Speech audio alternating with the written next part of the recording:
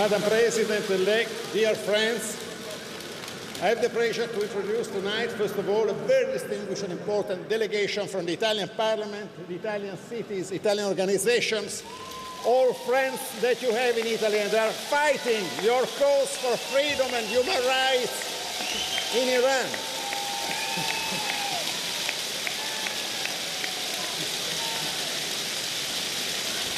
The enthusiastic participation in this grand meeting of hundreds of Iranian associations from all over the world proves the depth and the intensity of a struggle for democracy against dictatorship, a struggle for humanity and dignity against state absolutism and contempt of its own citizens, a struggle for pluralism and freedom against ethnic and religious discrimination, a struggle for a free Iran against an obscurantist and oppressive Iran.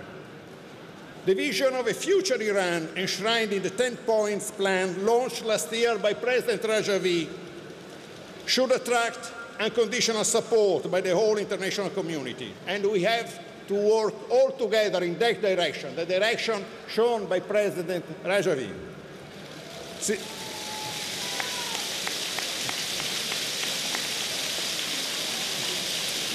Systemic violation of fundamental rights in Iran is a matter of gravest concern, and not only for the National Council of Resistance of Iran. Last April, the European Parliament passed a resolution calling on the European Union to mainstream human rights in all of its relations with the country. Negotiations on the nuclear program should not deflect our priorities from the need to restore freedom and democracy. It has been wisely proposed that sanctions should only be lifted when international obligations concerning human rights are fully implemented.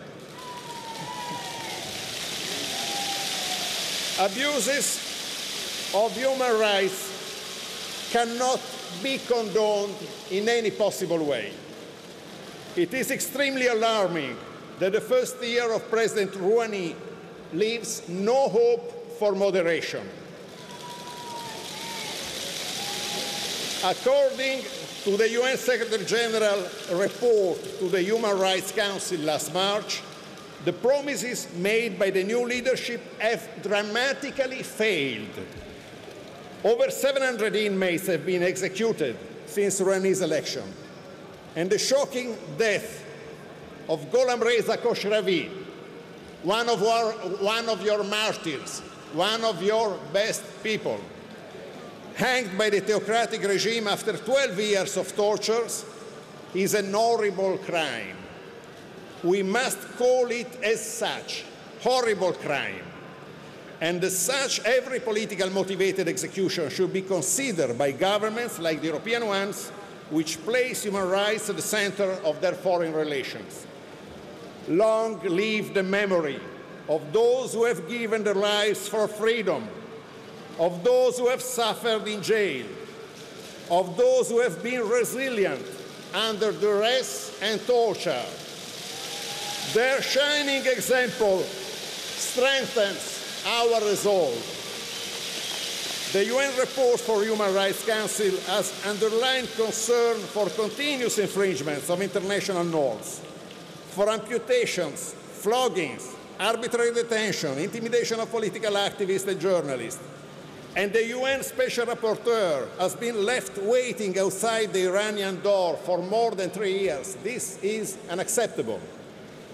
Freedom of religion and belief has to be singled out as a especially worrisome aspect.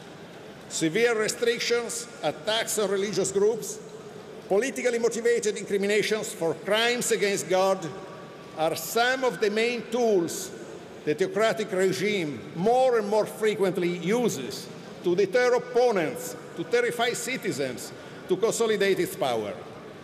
Faith in God can never justify violence or crimes committed under the banner of religion. And as a prominent Islamist leader said recently, and I quote, "The cure for a failed democracy is only more democracy. A dictatorship disguised in religion is the worst kind of dictatorship. What happened and still is happening in Iran, Iraq, and Syria is exactly the opposite. The international community is still unable to find a solution for the Iranian refugees in Camp Ashraf and Camp Liberty, the protected person by the UN and the US. An unprecedented number of executions and massacres, the most tragic last September the 1st, has occurred with the obvious complicity of Iraqi authorities. 7 kidnapped PMOs, your brothers and sisters, 7 of them are still missing. The UN, the US, the EU bear legal and moral responsibilities. The Iraqi government attitude towards PMOI is and must remain the first credible test.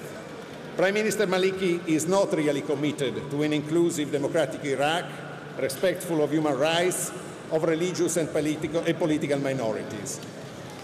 He has already stated the contrary. Al-Maliki has never spent time on political reconciliation, even during the 2007 military surge. And I listened to great attention to what General Kazi said just a few minutes ago. And Maliki does not spend any time now in addressing fundamental issues with Sunni and Kurd leaders. He only wants to please and serve Iran. Dear friends, the enormous energy of this gathering shows that the Council of National Resistance of Iran is ready to meet the steep challenges faced in Iraq and Iran. Only the freedom you are advocating will change Iran and the whole region. Thank you very much.